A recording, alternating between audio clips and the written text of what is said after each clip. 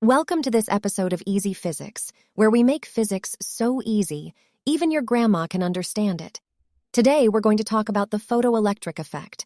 Don't worry, it's not as scary as it sounds. Imagine you're at a party and you're trying to dance with someone, but someone else is blocking your way and you can't get through. That's what's happening with electrons in a metal. They're all packed tightly together so they can't move around freely. Now let's say someone offers you a drink, and suddenly you have the energy to fight your way through the crowd to get to the bar. That's what happens when light hits a metal. The energy from the light gives the electrons enough energy to break free from the metal and move around. But wait, there's more. The amount of energy needed to free the electrons depends on the frequency of the light. It's like trying to break free from a tough crowd. If the crowd is not so tough, you can easily break free with a small push. But if the crowd is made up of tough rugby players, you'll need a lot more energy to break through.